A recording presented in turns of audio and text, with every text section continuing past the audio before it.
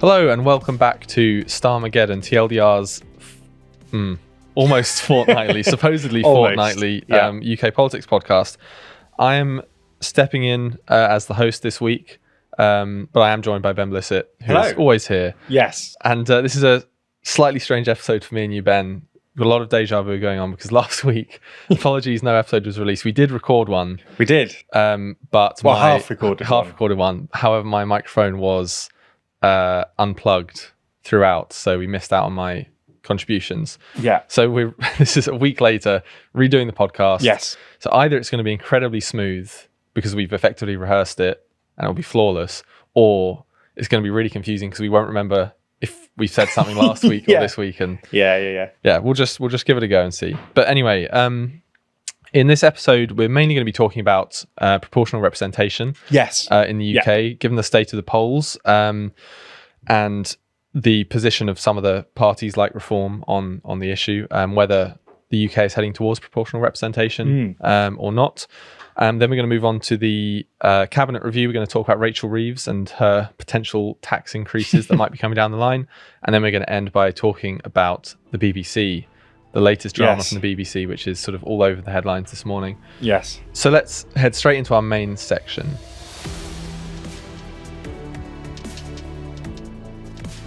So Ben, it might be a useful way to start to give us a bit of an overview of what the polling looks like in the UK at the moment. Yeah, so the polling, I think obviously we've discussed this a few times. The polling is really strange in the UK at the moment. I mean, I hope I don't have to tell anybody listening to this podcast that Reform UK are still way out in front.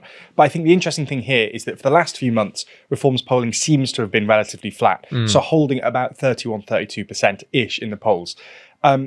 There's been discussion by academics for a little while, even prior to the election last year, about like what the ceiling of Farage's support might be. Because if you were to ask, if you ask people to rank politicians on a scale of 0 to 10, Farage gets a huge number of 10s and is quite popular, but he gets the most numbers of zeros as well, which implies at the very least that while he's very popular and while Reform UK are very popular, there is a ceiling to that support in a way that might not exist for some other parties, because, you might be able to attract people from other places, but because of the way that Reform UK is set up, it's so centred around Farage as a person, it'd be very difficult to sort of divorce Farage from the party itself in the eyes of voters. So we know that there is a ceiling of support for Reform. The question is where that is. I think there is a good case to be made that we're now at that ceiling or around that ceiling now that they're on 31, 32%. So that's where Reform is. If we look at some of the other parties, Labour and the Conservatives actually very close. They're in the high teens, 16, 17, 18%. Some polls sort of put Labour a little bit higher, but generally speaking, they're under 20% and in the high teens, which is pretty devastating for both parties. I think the thing that I find the most interesting here is that Labour's line is still going down. And just as we've asked the question about where Reform's ceiling is, I think there's a fair question to ask where Labour's floor is. There'll be a certain number of people across the country whose generations of or a couple of generations have always voted Labour, very working class areas. There are places where people will always vote Labour no matter what, and it's just how many of those there are in the country.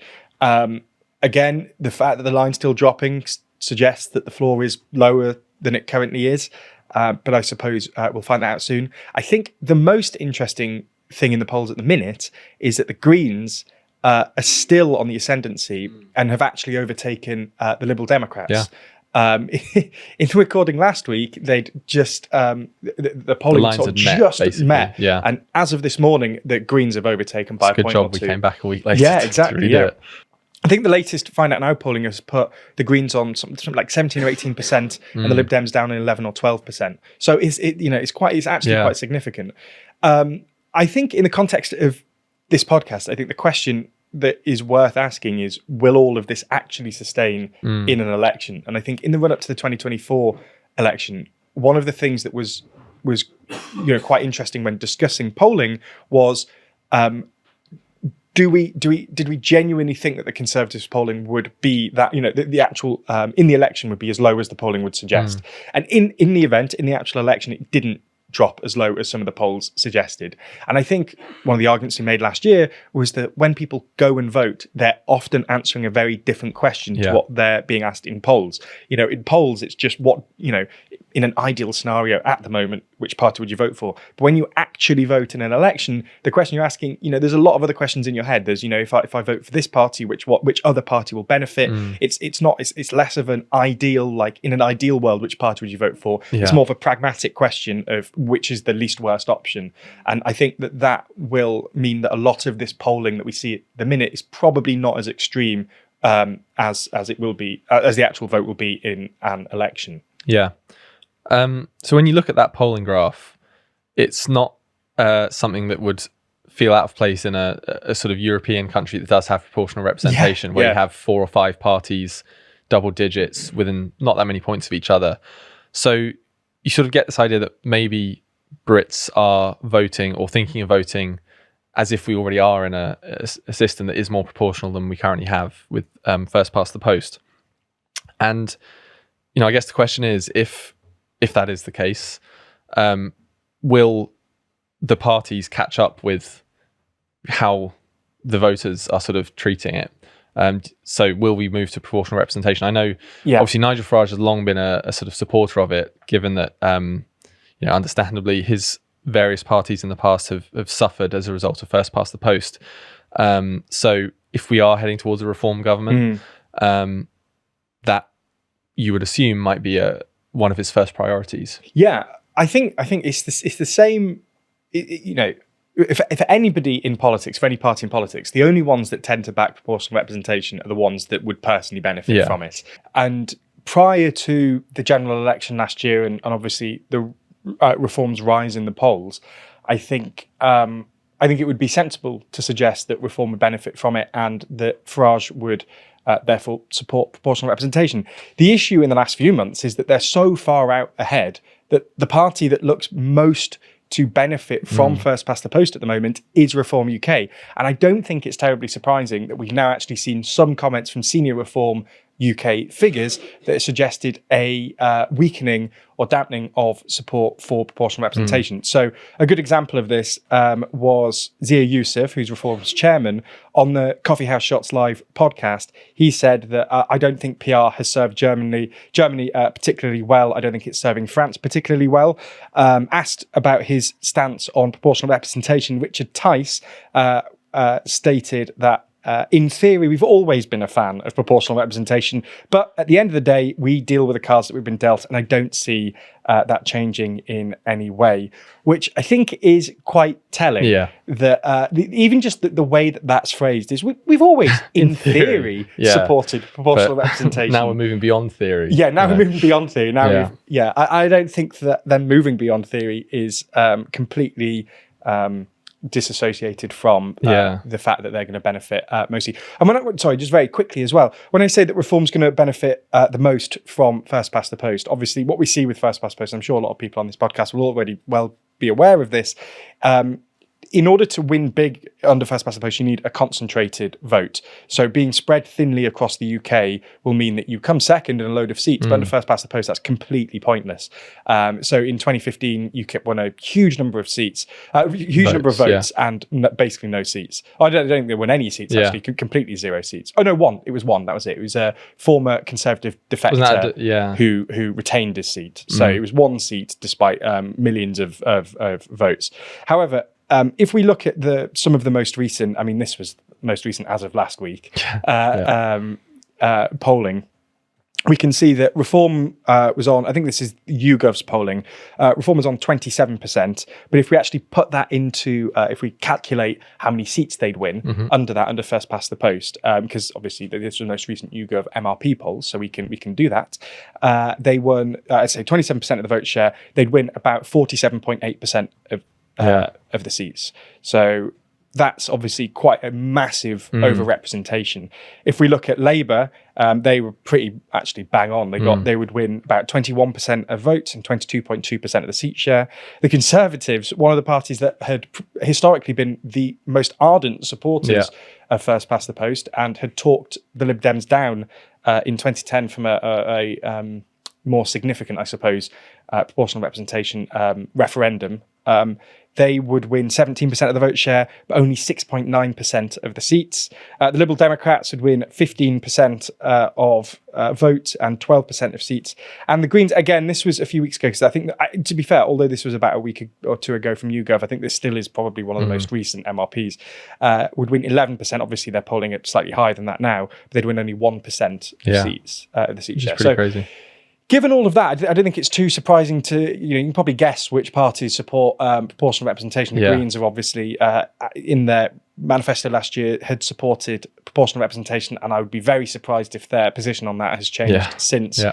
I just think it's really surprising. Well, I think it's well, maybe not surprising. I think it's really interesting. Reform has changed the tune in the way that it has. Yeah. It's not particularly surprising, given obviously the way, how many seats they'd win based on their predicted vote share. Yeah, and the last election, 2024, was, I think, the least proportional result we've ever had. So we could be going to 2029 and have, a similar result, just swinging very much in the other direction to another party.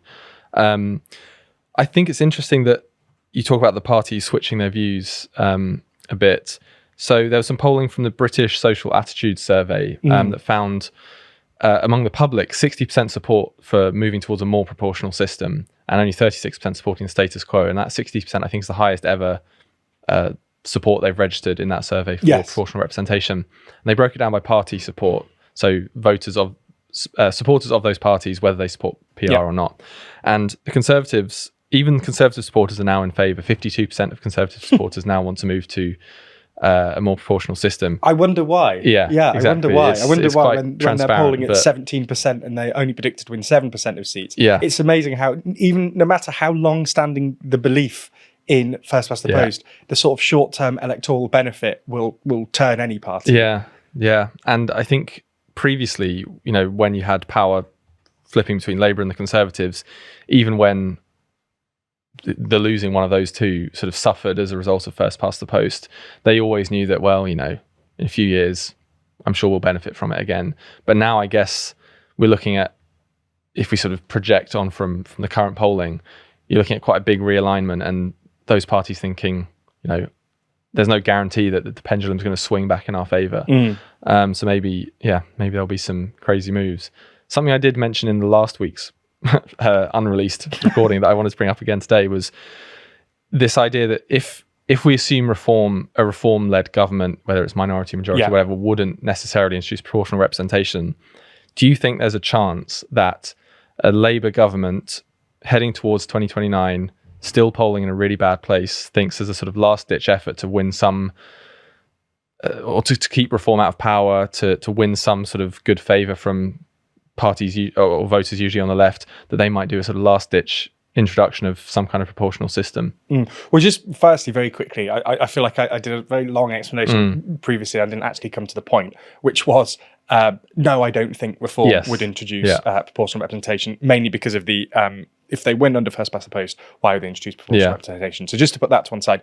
On the question of Labour and whether they would introduce it at the last minute, it would come across as ridiculously desperate. Yeah. It would set the tone for that election of, we are losing and we're going to change we're going to move the goalposts at the last moment. And I think for big constitutional questions, such as voting systems, which is a big constitutional question, I don't think it would be right for Labour to do that. And I think they'd face quite severe opposition from all of the parties. Even parties that support PR, I think would accept that the method of going about it as a last-ditch effort. And also on these sort of questions, it should be, I think it's been understood, our constitution isn't codified, and it's constantly developing. And I don't know how developed this is, and I'm sure there'll be other actual constitutional experts that can answer this question. But the fact that we asked people in 2011 via a referendum whether we should switch to AV has set some kind of precedent, I suppose. And obviously the European, the EU referendum, that questions of constitutionality should go to a referendum. And if Labour were to do that without a referendum, I think there'd be some constitutional questions at play there as well. Especially as it wasn't in their manifesto. Yeah, well, exactly. Yeah. And especially because it's not in the manifesto as well. You know, they've got no sort of authority to do that. So I think they'd need to do a referendum, and they'd need a couple of years to actually, you know, to come up with that and develop that. So I think that's probably unlikely. And if it was to, they'd get serious, they'd receive serious backlash to that. Yeah. I think the only other route I can see sort of in the near future for PR is imagine some kind of hung parliament where, I don't know, the Lib Dems, the Greens are sort of the kingmakers, and they can sort of levy those demands. But obviously in the past... As the Lib Dems did in 2010. They would hopefully realise what went wrong the last time, and I guess try and push it a bit harder. Just very quickly, on the AV referendum, the turnout was 42.2%, I think. It was a particularly low turnout. Yeah, it was also a really sort of shoddy proposal. Like even proportional representation advocates don't think it's the best system. I don't know. I think you know, PR advocates may have been slightly stung by that what happened in 2011 and exactly how that compromise happened. So I don't know. I see routes to PR being quite few in the near future, at least. Just to sort of wrap up this main section, if we look at a more zoomed in level, in Wales next year, they've got the Senedd election, and that they're moving to a more proportional system than they had before. And Reform and Plaid are sort of currently fighting for first place in that election, in the polling for that election. So, but it looks like, based on the position of the parties in Wales, even if Reform did come first, because of the proportional distribution of seats, Reform probably would be locked out of power, because I'm pretty sure Labour, Plaid, Lib Dems and so on have said they wouldn't sort of want to put Reform in government in Wales. So that is a sort of example of how proportional representation can work to lock some parties out of power. But again, it's I think if you're introducing a system on that basis, that's not a very solid argument. No, and Reform are probably looking at that and going, do we really want this in Westminster as well? I mean, you know, the other parties, I think there was a natural way in which they could work together. I think the Lib Dems and Labour could work together quite well. I think Ed Davey's whole approach so far has been essentially to try and just push Labour on issues that he cares about, you know, social care being a key, you know, one of the key ones. I think there's a world in which the Greens, you know, if it was a hung parliament, I think there's a world in which the Greens would join a coalition, especially if it's to keep Reform out. Whereas, I mean, I've spoken about this before. I don't think Reform has any obvious partners. I know people bring up the Conservatives, but I remain more sceptical than most that they would actually work together. I think that there are some quite fundamental differences in attitudes. You know, even if we just look at it at the very surface level, as one of them has the tradition of conservatism, which is a supporting tradition and slow change, and the other one is literally called Reform and is looking to reform the system in a number of different ways. Of course, there'll be individual Conservative MPs that will align themselves in the same way that you have Conservative MPs that sort of defect to Labour. Obviously, I think there'll be more that defect to Reform, but I still think there are fundamental differences between the Conservatives and Reform that mean that probably won't work together. So Reform introducing a proportional system, it just means that they'll probably end up with fewer seats and no natural coalition partner. So I still really remain sceptical about Reform's move. And again, looking at Wales is another good example. Yeah. So we'll come back in, how many years is it now? 4 years and 3 or 4 years and see if we're right or wrong on that. So we'll wrap up the main section there. But before we move on to a very exciting cabinet review, I would love to promote our brand new book, Assembly Required. Now, you may have noticed a very clean cut earlier in this episode where Ben and I probably shifted positions and looked slightly more out of breath than we were before, because we just got a big delivery of hardback copies of our book, which is very exciting. The office is filled with cardboard boxes filled with these books. Yes, please help us empty out the office of the hardbacks. So they will be going out sort of imminently. Probably by the time this comes out, we'll already be sending some off. We talked about it before, but if you don't already know, this is a sort of what do you call it? A coffee table book filled with really beautiful photos and sort of stories that we've written about Parliament buildings from around the world. I think we cover most continents, lots of big countries, other small countries with all sorts of interesting stories. The other exciting thing is that this isn't the only assembly required product we have. We also have assembly required wall calendar and desk calendar, which you can buy individually or as a bundle with the book for a discounted price, which I'd highly recommend. So in the wall calendar, for example, you flip to a month. Let's look at January. You've got each month has one of the parliaments from the book, and got some extra photos and words on the other side. The fun thing about this is that it helps you stay up to date with the political world. It's got certain anniversaries. It's got scheduled dates for elections next year, all through 2026. So you can sort of stay on top of things. And I think it's fun to sort of flick to your own birth month and find out what Parliament you've got on your birth month. Yes. So Ben, I'll do it for you. You are April. I almost said May there. I should have known. April. You've got Hungary. That's the front page. It's front a page of beautiful the Parliament. book. That's a very good one to have. It's really, really. It's one of the Parliaments in there that I've actually seen in person. Yeah, fits quite nicely. You wrote that. I did. Piece, I did write that piece. Yes. Yeah. So that's very exciting.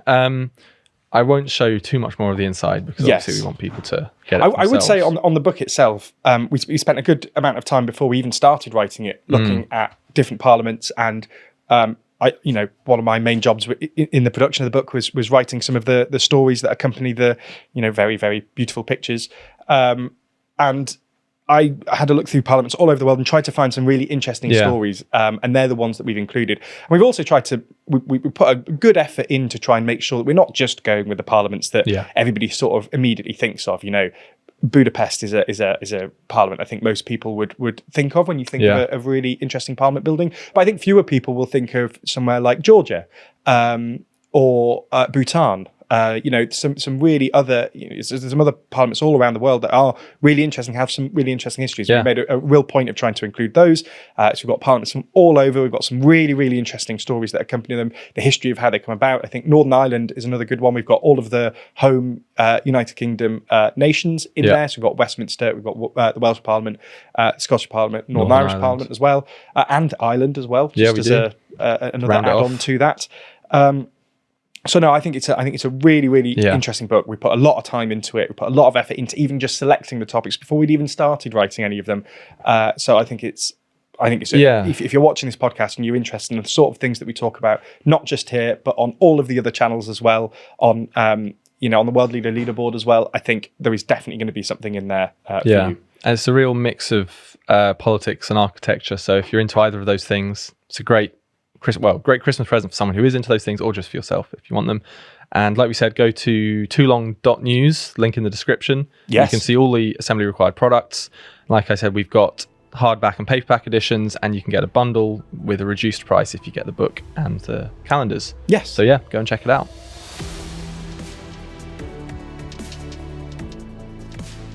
And now we're going to move on to the cabinet review. And occasionally in this podcast, the cabinet review is a bit cheeky. It looks at people who aren't necessarily in cabinet or adjacent to cabinet before, we have, which is really cheeky. But this is proper cabinet review stuff. We're going to look at Rachel Reeves' speech last week. That's Chancellor Rachel Reeves, sort of in anticipation of the budget, which you will be able to tell me the date of. I hope it's the end of November. End of November, so a couple of weeks away still. So Rachel Reeves gave this big speech last week. I think they called it a scene-setting speech officially, which is quite fun phrasing. It was basically laying the groundwork for her to increase taxes in some form at the budget. Which, when we're talking about being cheeky, I think that meets the definition. Considering how much time they've devoted in the run-up to the election and since, of reassuring that they will not be increasing taxes on what they refer to as working people, which has tied them in all kinds of knots. And, so the big three taxes they pledged not to increase in their manifesto is income tax, VAT, and national insurance. The current speculation, and it seems to, I've seen most outlets sort of talking about this as if this is what's going to happen, but to certain degrees, that she will increase income tax by 2 pennies in the pound.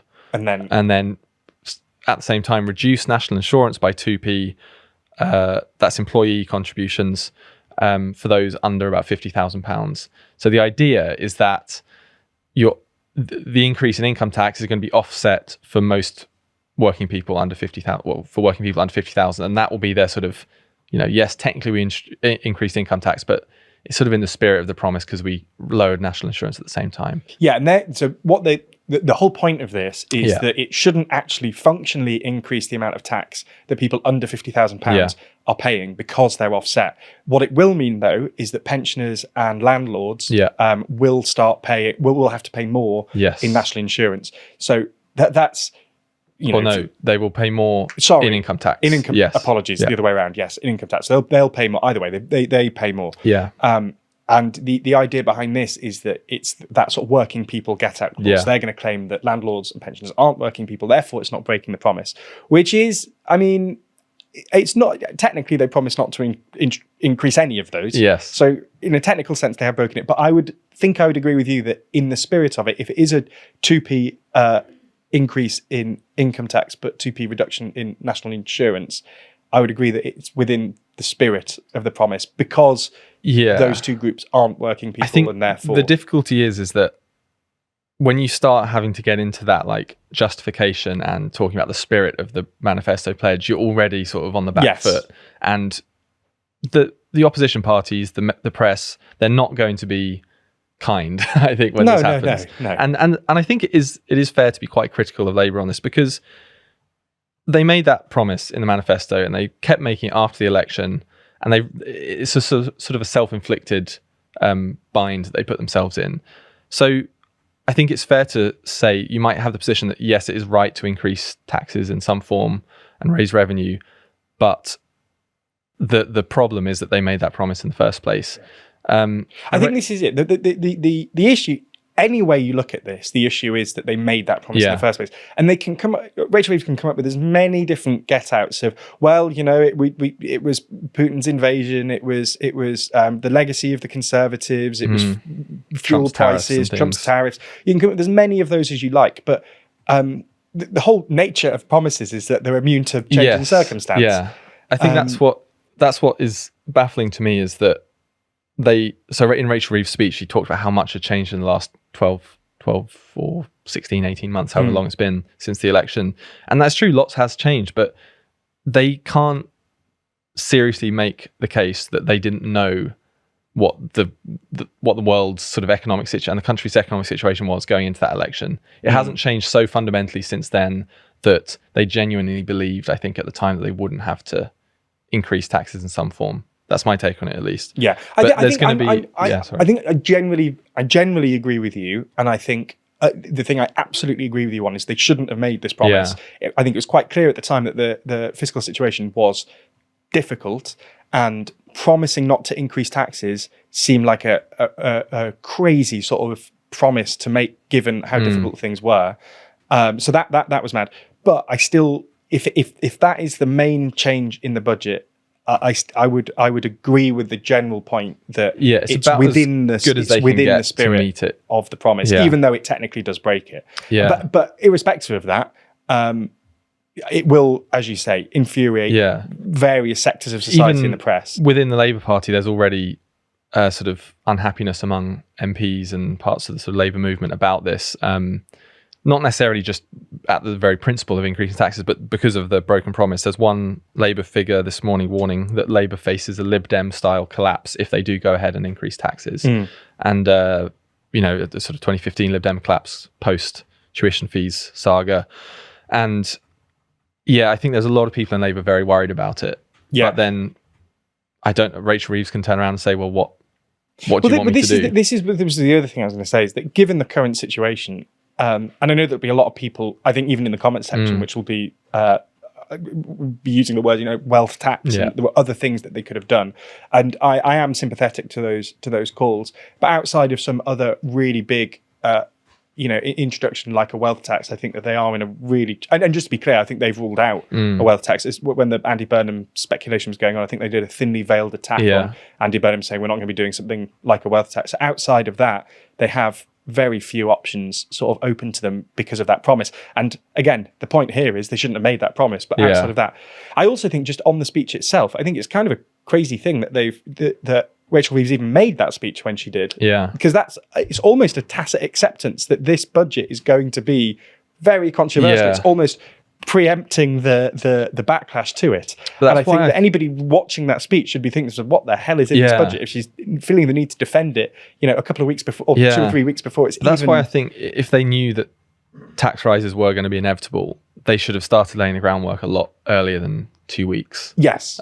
Yes. It's a last-ditch attempt to sort of change the narrative, isn't it? Because if you allow that, if you don't lay that groundwork, if taxes are probably going to increase and it just comes as a bombshell, it's going to be a lot more devastating on the day, especially for them, because there's no prior expectation. So it is expectation setting at the end of the day, isn't it? Yeah. So last week of November, some combination of us will probably be on the podcast talking about that budget and how it's gone down. Yeah. So that's I'm going to predict not well. Yes.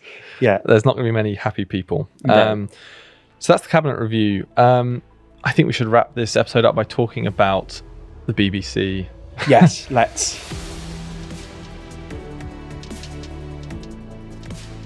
So by the time you're watching this, you'll definitely have seen the news that the Director General of the BBC, Tim Davie, and the CEO of BBC News, Deborah Turnus, have resigned sort of amid, well, I don't even know where to start, but the sort of immediate crisis that prompted them to resign was in relation to Trump and the editing of a BBC Panorama sort of feature that edited the way Trump's January the 6th speech in a way that made it sound like he was directing people to go and fight at the Capitol. And they sort of spliced different sections of that speech together for sort of dramatic effect, I would guess. And I don't even know where to go for that. Yes. So in that particular, so this was a Panorama episode that actually aired a little while ago. Yeah. It was a report by Michael Prescott, who's a former independent advisor to the BBC's Editorial Guidance and Standards Board, who'd written a report, and that was leaked last week. And that had criticised some of the decisions made by the BBC, particularly BBC News, and obviously that Panorama episode, which was, biased, I suppose. As you point out, the most damaging part of that report was the splicing together of that BBC Panorama episode. And this caused quite a bit of backlash last week. It was the Telegraph that broke it. Yeah. And then the Donald Trump had obviously read about this and had openly criticised the BBC, continues to criticise the BBC over the weekend. Boris Johnson got involved as well. Boris Johnson got involved and then had a bit of a spat with... Nick Robinson. Yes, Nick Robinson, who sort of tried to defend the BBC. He's about the only person. I think he is the only. I think he was remarkable. Pretty much the only person in the last week that has attempted to defend the BBC on this. And his argument was essentially that all organisations make mistakes, and that this isn't some massive, big institutional problem, and that they're now being sort of attacked from the outside. That it's not. An apology for that Panorama episode would have been sufficient, and the top people in the BBC shouldn't necessarily have gone over. Yeah. So I think the other thing is the BBC hasn't really tried to defend itself in the last week. There's been obviously hard to defend yourself when your own boss has resigned over it. But there's been some that have criticised the BBC for not attempting to defend itself and for sort of bowing to this pressure.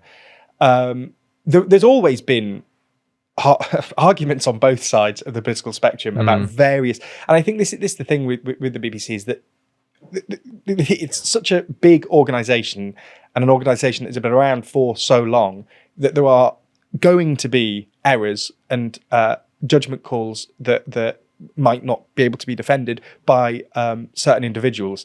And I think there were different groups on either side that try to weave these errors into more of a big institutional problem. And I think that you see this on the right, and obviously in isolation, these incidents that was brought up in that Michael Prescott report don't look good for the BBC, and certainly do make it look like it's biased to the left. But the left has also criticised the BBC for a few, a number of years due to, there's been various actions, whether it's I think it was the Newsnight section on Corbyn a few years ago. There's been some other, the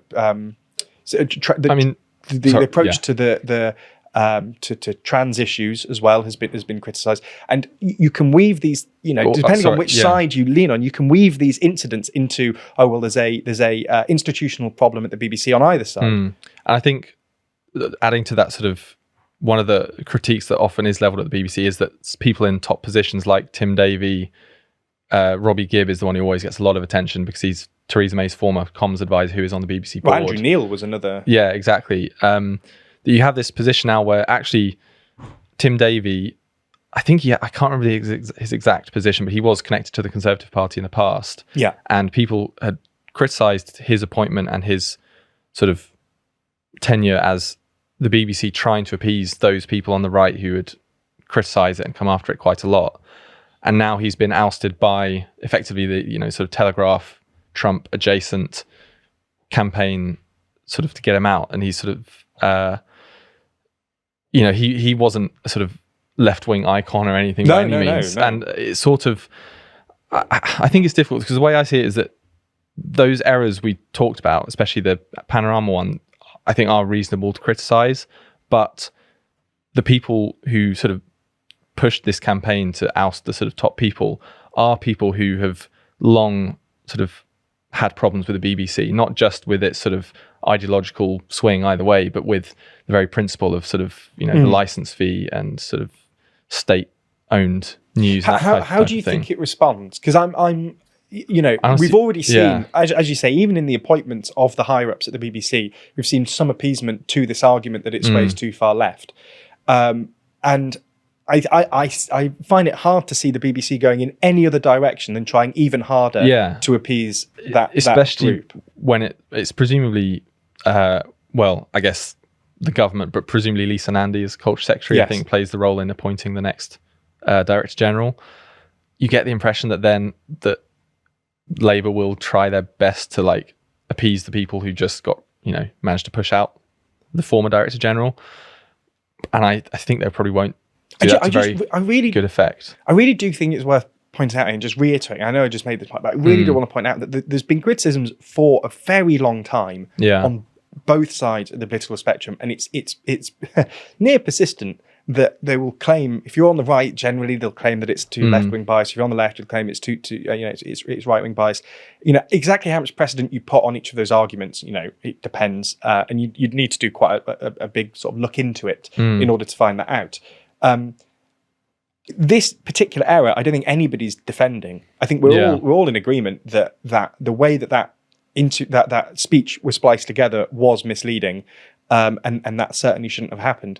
The only thing I take issue here with is that this seems very reactionary, and it doesn't seem like an actual detailed look into the biases at the BBC and the actual institutional part.